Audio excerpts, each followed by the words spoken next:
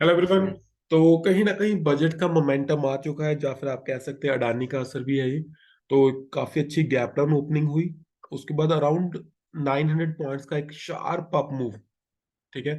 और उसके बाद एक 1100 पॉइंट्स का फॉल, 11 टू 1200 पॉइंट्स का फॉल। और लास्ट में फिर एक रैली।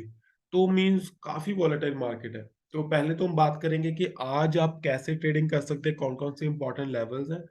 और फिर लास्ट पे बात करेंगे कि आपको ऐसी मार्केट में किन चीजों का ध्यान रखना है, क्या करना है क्या नहीं करना है, डूज एंड डोंट्स। दोनों की बात करेंगे डिटेल में। जो आगे भी आने वाले दिनों में ऐसा अगर कोई न्यूज वाला सेंटिमेंट होगा, उस टाइम पे भी आपके वही लॉजिक काम आएंगे जो मैं पर्सनली यूज करता हूँ, सेम मैं आपके साथ शेयर करूंगा।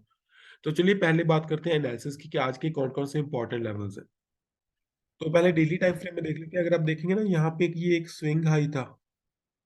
और मार्केट एग्जैक्टली उसी स्विंग हाई से उसने रिवर्सल लिया।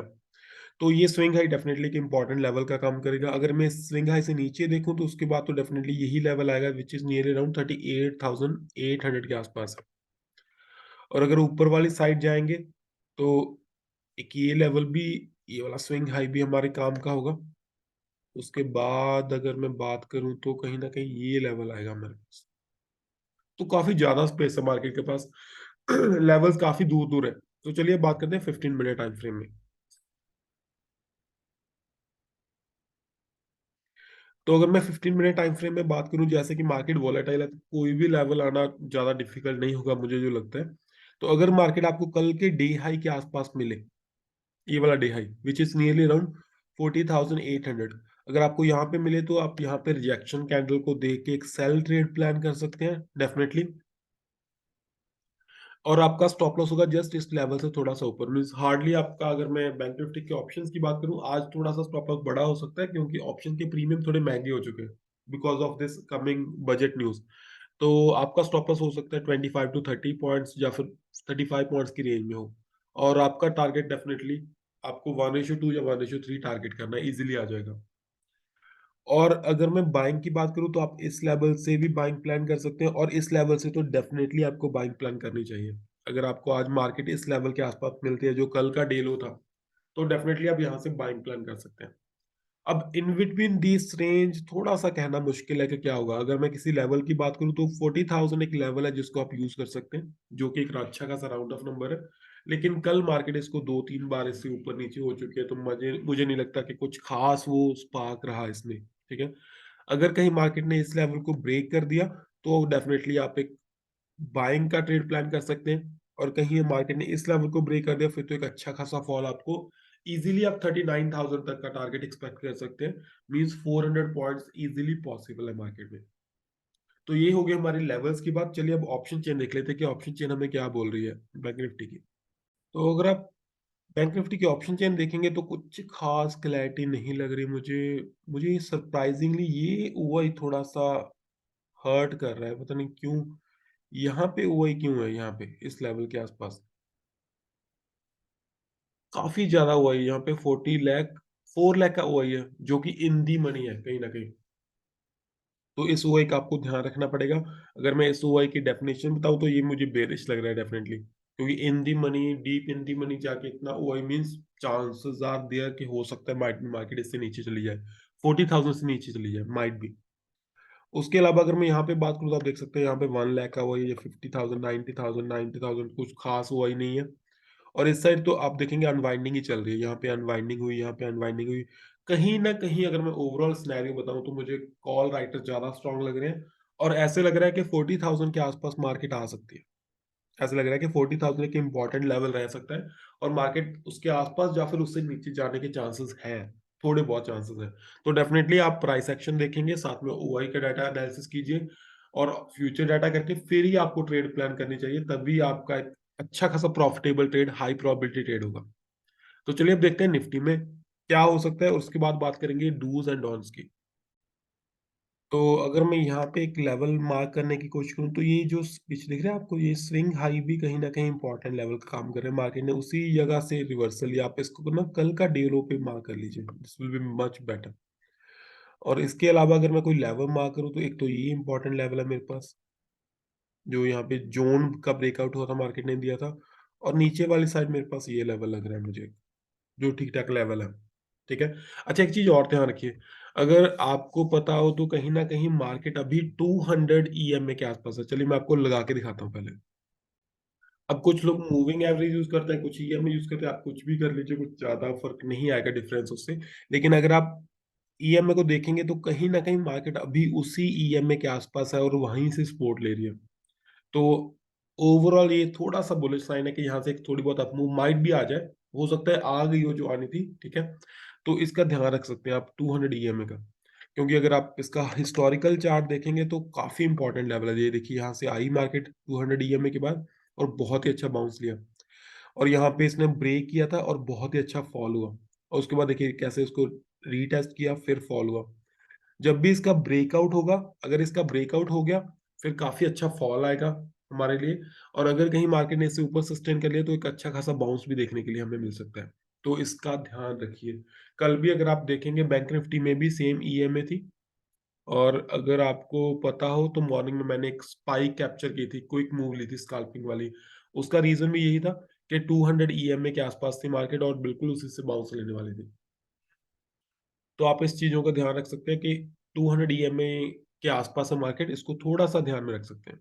तो चलिए बात करते हैं 15 मिनट टाइम फ्रेम की, वहाँ पे क्या ट्रेडिंग हो सकती है आज के लिए। तो 15 मिनट में आप खुद ही देख सकते हैं, मैं क्या बोलूँ कि यहाँ पे 2 ही लेवल दिख रहे हैं जो मुझे यहाँ से आप एक सेल का ट्रेड प्लान कर सकते हैं, ठीक है? अगर आपको लगे ये लेवल अदरवाइज़ जो कल का डे हाई था ये भी, आप दोनों में से कोई भी कंसीडर कर सकते हैं। डे हाई से भी सेल का सोच सकते हैं, लेकिन ये लेवल थोड़ा ज़्यादा इम्पोर्टेंट होगा। लेकिन अगर इस लेवल को ब्रेक करती है मार्केट और सस्टेन करेगी, फिर आपको एक अच्छा खासा बाउंस भी देखने के लिए मिल सकता है। और बॉटम साइड पे यहाँ पे थोड़ा-सा कहना मुश्किल है। एक 17,500 का लेवल राउंड ऑफ नंबर है जो काम कर सकता है। उसके अलावा यहाँ से आप बाय का ट्रेड प्लान कर सकते हैं अगर आपको कैंडल्स में स्ट्रेंथ दिखे। जैसे अगर आप यहाँ पे देखेंगे ये वाली कैंडल, काफ़ी अच्छी कैंडल है, बुलिश कैंडल है और उसके बाद काफ़ी अच्छा मूव आया। तो मीन्स आपको देखना पड़ेगा कि क्या मार्केट में स्ट्रेंथ आ रही है, फिर आप एक बाय का ट्रेड प्लान कर सकते हैं। अगर ये लेवल टूटा, तो फिर मार्केट अच्छा खासा एक आपको फॉल देके जाएगी। तो चलिए एक बार ऑप्शन चेन देख लेते हैं क्या कह रही है हमें। तो अगर मैं निफ्टी की ऑप्शन चेन देखूँ तो मुझे थोड़ा-सा सरप्राइज़िंगली ये लग रहा है कि ओआई बहुत कम है आजकल। 19 लाख ओआई बहुत ही ज़्यादा कम है निफ्टी के लिए। क्योंकि जनरली अगर आप पुराना डेटा उठा के देखेंगे ना निफ्टी का, तो निफ्टी में ईज़िली 50 लाख, 70 लाख, 50-60 लाख वही बिल्कुल नॉर्मल है। इवन एटीएम के आसपास और एटीएम से दूर चले जाएँ, फिर तो डेफिनिटली 1 करोड़ भी क्रॉस कर जाता है। लेकिन आजकल वही बहुत कम है, लुक एट दिस 27 लाख वही, 43 लाख वही, वही बहुत ज़्यादा कम है। ये देखिए 20 लाख वही। तो अगर आप ल को लग रहा है वही कम है मीन्स डाटा कम है, हो सकता है ये कहीं न कहीं आपको थोड़ा बहुत फेक सिग्नल दे जाए इंट्राडे ट्रेड के लिए। तो इस चीज़ का ध्यान रखिएगा। वही बहुत ज़्यादा कम है, मीन्स वॉल्यूम कम है आजकल मार्केट में, ऑप्शन चेन में। और यहाँ पे अगर आप बिल्डअप देखेंगे तो यहाँ पे बिल्डअप हुआ ठीक है 10 लाख का, 6 लाख, 1 लाख और अगर इस साइड देखेंगे तो अनवाइंडिंग ही चल रही है, यहाँ पे बिल्डअप हो रहा है इस लेवल के आसपास 17,500 ठीक है? तो थोड़ी-सी स्लाइटली बेयरिश कह सकता हूँ ऑप्शन चेन को मैं, उतनी बेयरिश नहीं है। अगर आपको ओआई का डाटा देखना है ना, तो चलिए हम पास्ट में जाके देखते हैं कि ओआई कितना रहता है generally.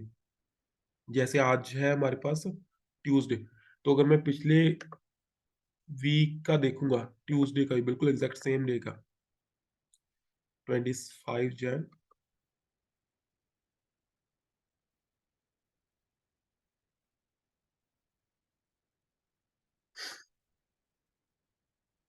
Look at these numbers. ATM के आसपास कितना हुआ ये? 1 करोड़ 33 लाख, 1 करोड़ 33 लाख, 75 लाख, 26 लाख इन दी मनी। यहाँ पे देखिए आउट ऑफ द मनी कितना ज़्यादा हुआ ये। यहाँ पे देखिए 29 लाख, 1 करोड़ 36 लाख, 74 लाख। तो मीन्स आजकल ऑप्शन चेन में वॉल्यूम ही मतलब आज ये हो सकता है बजट के कारण हो, कुछ और भी रीज़न हो सकते हैं, लेकिन ओआई बहुत कम है। तो वो आपको कहीं न कहीं फेक सिग्नल दे सकता है, थोड़ा अवॉइड कीजिए ऑप्शन चेन के एनालिसिस को। मीन्स उतनी तरजीह मत दीजिए जितनी आप नॉर्मली इसको देते हैं। तो अब बात करते हैं कि ऐसी मार्केट में आप क्या-क्या चीज़ों का ध्यान रख सकते हैं, क्या कर सकते हैं, क्या नहीं करना है आपको? तो पहले बात करें what to do, what not to do. एक साथ ही बात करेंगे दोनों चीज़ों की। आपको पता है मार्केट वोलेटाइल है, तो इंट्राडे आप कर सकते हैं ईज़िली क्योंकि एटलीस्ट अब इंट्राडे में क्या बेनिफिट है हमारे पास? मैं क्यों कह रहा हूँ कि इंट्राडे कर सकते हैं, क्योंकि इंट्राडे में क्या होगा, लेट्स सपोज आपने एक ट्रेड लिया, ठीक है, वो ट्रेड आपके फेवर में नहीं जा रहा है, तो आप स्टॉप लॉस लेंगे और आप बाहर हो जाएंगे। लेकिन आपको क्या नहीं करना है, आपको पोजिशनल कैरी मत कीजिए ऐसे दिनों में। क्यों? क्योंकि ओवरनाइट आप कुछ प्रिडिक्ट नहीं कर सकते। लेट्स सपोज कल आपने आपने एक स्टॉक बाय किया और वो ओवरनाइट 20% या तो गिर गया या 10% गिर गया और 10% इंक्रीज हो गया, तो आपका कोई स्टॉप लॉस नहीं है उस टाइम पे। तो और अनप्रडिक्टेबल मार्केट है, मैं फ्रैंकली बोल रहा हूँ, अनप्रडिक्टेबल मार्केट है, कुछ भी हो सकता है, न्यूज फ्लोट्स कर रही है, बहुत कुछ हो रहा है। तो intraday is better. Carry forward avoid कीजिए, अगर आप करते भी हैं तो अपनी पोजीशन को और कम कर लीजिए, रिस्क कम कर लीजिए अपना। दूसरी चीज, इंपॉर्टेंट लेवल्स के पास रहिए। जो आपके इंपॉर्टेंट लेवल, जैसे हमने बात की, आपको पता है कि यहाँ पे मुझे बाइंग करनी है या सेलिंग करनी है, उसी के पास कीजिए। मूव्स को कैप्चर करने की कोशिश मत कीजिए। मीन भागती हुई ट्रेन में चढ़ने की कोशिश मत कीजिए, that will be difficult for you, क्योंकि एकदम स्पाइक आएगी ऊपर और एकदम से वो नीचे आ जाएगी और आपका लॉस हो जाएगा। इन चीजों का ध्यान रखिए। तीसरी चीज जो मैं आपको बताने वाला हूँ वो ये है कि अब मार्केट में ऑप्शंस के प्रीमियम है जो महंगे हो रहे हैं, ठीक है। अच्छा, जब भी ऑप्शंस के प्रीमियम महंगे हो जाते हैं ना, तो उसमें क्या होगा, जब भी मार्केट ऊपर जाएगी तो कॉल का रेट कम इंक्रीज होगा, लेकिन जब मार्केट नीचे आएगी तो पुट ज्यादा अच्छे से बढ़ती है। तो मींस जब आप कॉल बाय करें तो अपनी एक्सपेक्टेशन कम रखिए। मींस अपना टारगेट छोटा रखिए। जब आप पुट बाय करें तो उस टाइम पे अपनी एक्सपेक्टेशन